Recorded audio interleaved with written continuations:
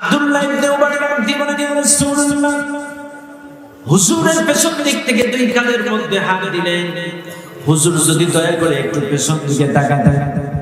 আব্দুল্লাহ ইবনে উবাইয়ের কথা অনুযায়ী রাসূল পেছনের দিকে তাকালেন। আব্দুল্লাহ ইবনে উবাই রাসূলের বান্দারে দাঁড়ালেন।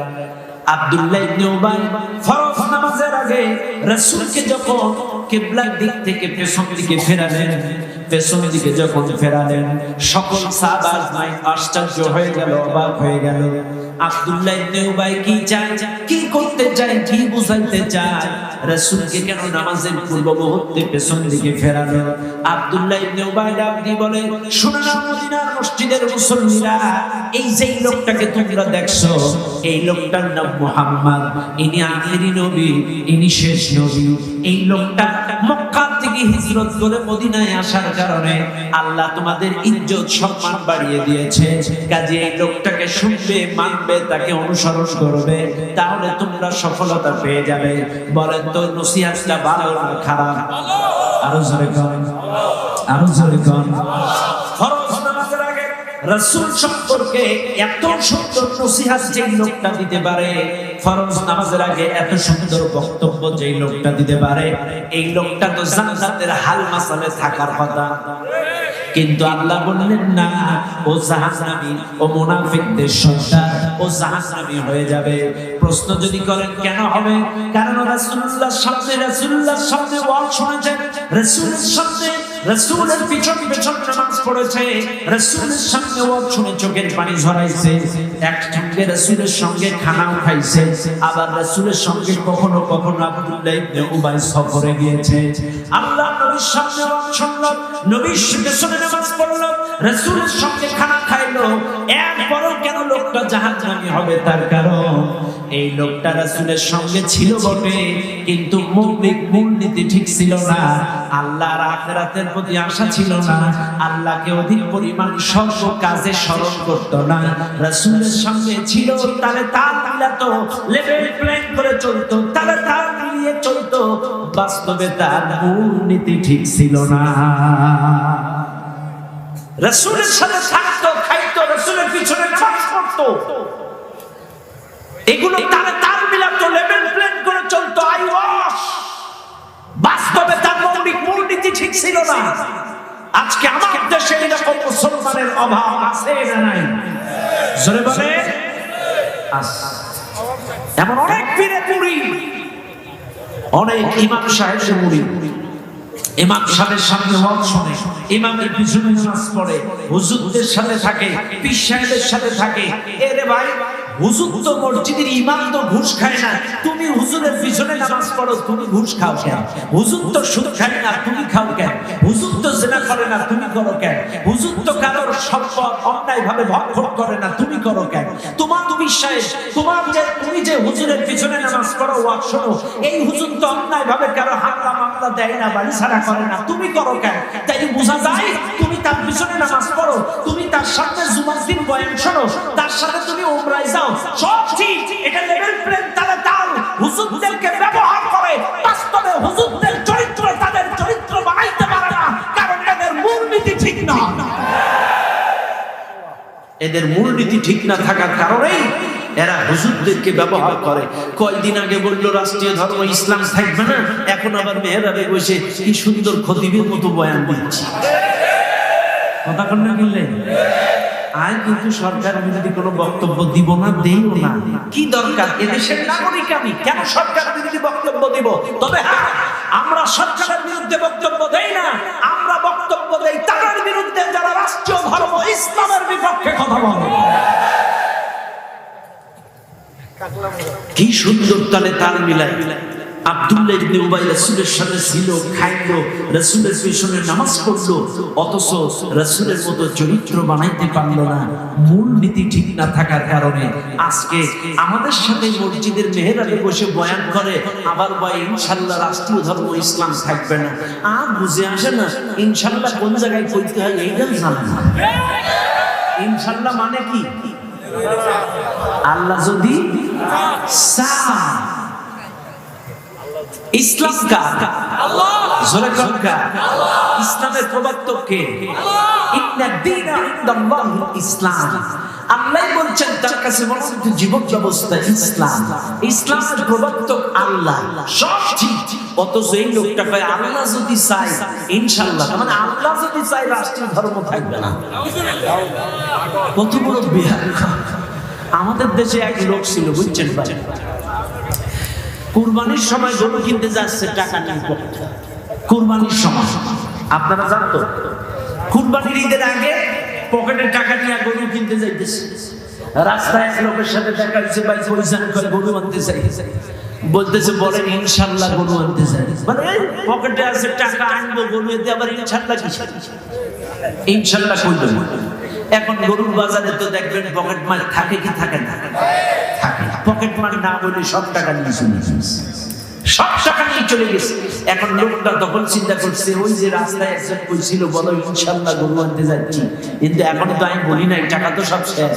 এর যদি রাস্তায় দেখা হয় গরু কই, তখন আমি কি কইতাম? লোকটা এখন লজ্জায় পড়ে মাঠের মধ্যে দিয়ে আরে বাড়ি যাইতেছে। এখন ওই লোকটা খেত খামারে কাজ করছিল, বাড়ি মাঠের মধ্যে দেখে ওই লোকটা আসতেছে মাঠ দিয়া। তখন বলতেছে ভাই আপনার গরু কই? বলতেছে ইনশাআল্লাহ টাকা চুরি হয়ে ইনশাআল্লাহ টাকা চুরি হয়ে গেছে। আমাদের দেশের অবস্থা হলো তাই, বলে ইনশাআল্লাহ রাষ্ট্রীয় ধর্ম ইসলাম থাকবে না। ওরে বেয়া কথা কম, ঠিক না ঠিক? আল্লাহ জাতিকে হেফাজত করুন, বলেন আমিন। আমরা কারোর বিপক্ষে বলতে চাই না, শুধু সচেতন করতে চাই। এই দেশীয় কোন আইনের বিপক্ষে যদি কথা বললে বাংলাদেশের সরকারি আইনজীবী পিরা যদি কথা বলতে পারে, হাইকোর্ট সুপ্রিম কোর্ট জজ কোর্টে যদি মুখ করতে পারে, দেশীয় কোন আইন নিয়ে যদি মামলা দামলা হয়, দেশীয় আইনজীবীরা যদি মুখ করতে পারে, তাহলে ইসলামিক লয়ার যারা, বাংলাদেশের শরিয়াতের আইনজীবী যারা, আমাদের মতো আলেম যারা, এরা যখন ইসলামের বিপক্ষে ইসলামের আইন নিয়ে কোনো কথা হবে, ইসলামিক লয়াররা মুখ বুজে বসে থাকতে পারে না। ইসলামিক আইনজীবীরা কখনো বসে থাকতে পারে না, অবশ্যই তারা মুখ করবে। কথা বলেন ঠিক না? কাজী ভাইরা আমার, ইসলাম নিশ্চিহ্ন করতে চেয়েছিল ফেরাউন, পারে নাই। ইসলাম নিশ্চিহ্ন করতে চাইছিল নমরুদ, পারে নাই। ইসলাম নিশ্চিহ্ন করতে চাইছিল আবু জাহেল, পারে নাই। কাজী বলবো, ইসলাম সরানোর চেষ্টা করলে পৃথিবী থেকে কোনো চিহ্ন তোমাদের থাকবে না। কাজী দুঃসাহস কোনোদিন দেখাবে না। আল্লাহ মাফ করুন, বলেন আমিন। সম্মানিত ভাই আমার, বাবাজিরা, কথাই কথা বেড়ে যায়, মৌলিক মূলনীতির কথা বলছিলাম। আজকে আমার দেশের মুসলমানেরা রাসূলুল্লাহর জীবন আদর্শ, তার ব্যক্তি জীবন, সমাজ জীবন, রাষ্ট্রীয় জীবনে কায়েম করতে পারে না। তার অন্যতম কারণ তার মৌলিক মূলনীতি ঠিক নাই। আজকের এই দুনিয়ার মানুষ শান্তির পিছনে ছুটে শান্তি শান্তি করে দৌড়াদৌড়ি করে। আপনারা দেখবেন ওই আমেরিকা যখন ইরাকের উপরে বোমা হামলা চালাইছিল, তাদের একটাই উদ্দেশ্য ছিল শান্তি কায়েম করা। কথা বলা কেন? বাংলাদেশে একটা সময় এক গোষ্ঠী ৬৩টা জেলায় একসঙ্গে বোমা ফাটালো, ওদেরও উদ্দেশ্য ছিল শান্তি কায়েম করা। কথা বলা কেন? ওদের উদ্দেশ্য ছিল শান্তি কায়েম করা। আজকে হক্কানি আলেম ওলামাদেরকে বিভিন্ন কায়দায় বিভিন্ন ইউনিভার্সিটি কলেজের মধ্যে অস্ত্র বোমা AK-70 সহ ধরা পড়ে, কোনো সমস্যা নাই। কিন্তু কোন মসজিদে যদি দারসুল কোরআন, দারসুল হাদিস, সামান্য চটি দুই একটা ইসলামিক বই পাওয়া যায়, বলে নাশকতার পরিকল্পনা চলে, এরা ওদেরকে আটকায় বলে শান্তি কায়েম করতে চায়। শান্তির পিছনে দৌড়ায়, কিন্তু শোনেন স্পষ্ট ভাষায় বলতে চায়, শান্তি শান্তি করে যতদূর চৌড়াও না কেন, শান্তি খুঁজে পাবে না। শান্তি যদি খুঁজে পেতে হয়, রাসূলুল্লাহর জীবন আদর্শ, ব্যক্তি জীবন, সমাজ জীবন, রাষ্ট্রীয় জীবনে কায়েম করতে হবে। রাসূলুল্লাহর আদর্শ বাস্তবায়ন ছাড়া শান্তি এই সমাজে আসতে পারে না। পারে কি? পারে না। কারণ আল্লাহ পাক গোটা পৃথিবীর জন্য রাসূলকে রাহমত স্বরূপ পাঠিয়েছেন। ওয়া মা আরসালনাকা ইল্লা রাহমাতান লিল আলামিন। আল্লাহ, যা কিছু দেখেন গাছ ভরা আম, মাঠ ভরা ধান, পুকুর ভরা মাছ, যা কিছু দেখেন সবই আল্লাহর দয়া, অনুগ্রহ, সবই আল্লাহর রহমত। কিন্তু কোন রহমতের ব্যাপারে আল্লাহ চূড়ান্ত বলেন নাই। এই যে করোনার সময় হসপিটালে অক্সিজেন নিয়ে কি টানাটানি, একটা হসপিটালে কোনো রোগী যদি 1 ঘন্টা অক্সিজেন নেয় 200 টাকা বিল, 24টা ঘন্টা যদি কোনো হসপিটালে অক্সিজেন নেয় এর বিল হয় 4800 টাকা। আর হসপিটাল যদি একটু ভালো মানের হয়, United, Apollo hospital, square hospital, একটু হায়ার পার্সেন্ট যদি একটু ভালো মানের হসপিটাল হয়, অক্সিজেনের বিল আরো বেড়ে যায়। কিন্তু আপনারাই কোন 60 বছর ধরে আল্লাহর কাছ থেকে যে ন্যাচারাল অক্সিজেন খাচ্ছেন, আজ পর্যন্ত কোন ফেরেশতাকে এসে কইছে সলিমুদ্দিন 70 বছরে এত কেজি অক্সিজেন খাইছো, টাকা দাও তারপরে মর, কইছে কোন? তাইলে এই অক্সিজেনটা কিন্তু আল্লাহর অনুগ্রহ, দয়া, রহমত, কিন্তু তাকেও আল্লাহ চূড়ান্ত বলেন নাই, কিন্তু আমার রাসূলকে বলেছেন চূড়ান্ত রহমত। ওমা আরসালনাকা ইল্লা রাহমাতাল লিল আলামিন। আমার রাসূল এই পৃথিবীবাসীর জন্য চূড়ান্ত রহমত।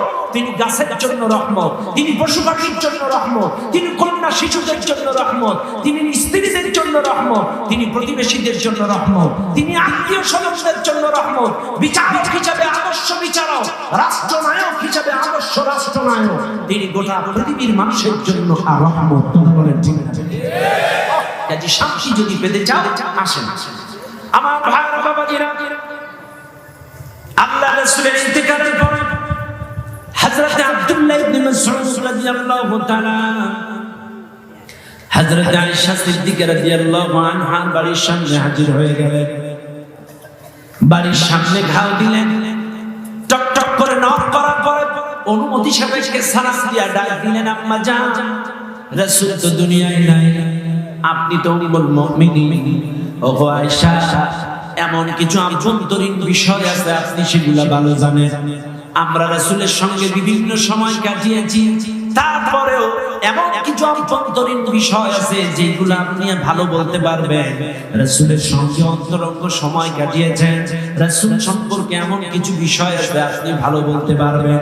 কাজে হুজুর তো দুনিয়ায় নাই, আম্মা জান, আপনি রাসূলের জীবন চরিত্র সম্পর্কে আমাকে একটু বলেন, রাসূলের আখলাক চরিত্র নিয়ে আমাকে একটু ব্রিফিং করেন, আমাকে কিছু বলেন। আমি আব্দুল্লাহ ইবনে মাসউদ সেটারে কিতাব আকারে লিপিবদ্ধ করে রাখতে চাই, পরবর্তী জেনারেশন যেন এই কিতাব থেকে রাসূলকে বুঝতে পারে, পরবর্তী জেনারেশন যেন এই কিতাব থেকে রাসূলকে জানতে পারে, পরবর্তী জেনারেশন যেন এই কিতাব থেকে রাসূলকে পড়তে পারে। আপনি রাসূল সম্পর্কে আমাকে কিছু বলেন। আল্লাহর রাসূলের স্ত্রী আম্মা জান আয়েশা রাদিয়াল্লাহু আনহা, কানা খুলুকুল কুরআন, রাসূলের চরিত্রটাই হলো কোরআন। কান্নাহু কুরআনুন হাইয়ুন, রাসূল হলো জীবন্ত কোরআন। সুবহানাল্লাহ। কানা খুলুকুল কুরআন, রাসূলের চরিত্রটাই তো কোরআন। কান্নাহু কুরআনুন হাইয়ুন, রাসূল জীবন্ত কোরআন। রাসূলকে জানতে চাও, রাসূলকে বুঝতে চাও, রাসূলকে পড়তে চাও, কোরআন পড়ো। কোরআনের প্রত্যেকটা পৃষ্ঠা, প্রত্যেকটা লাইনে আমার নবীর চরিত্র মিশে আছে, আমার রাসূলের জীবনী মিশে আছে। তোমরা কোরআন পড়ো, কোরআন থেকেই আমার রাসূলকে জানো। সুবহানাল্লাহ বলবেন না? কোরআন পড়ো, কোরআন থেকে আমার রাসূলকে জানো। এই কথা আম্মা জান আয়েশা রাদিয়াল্লাহু বলছেন।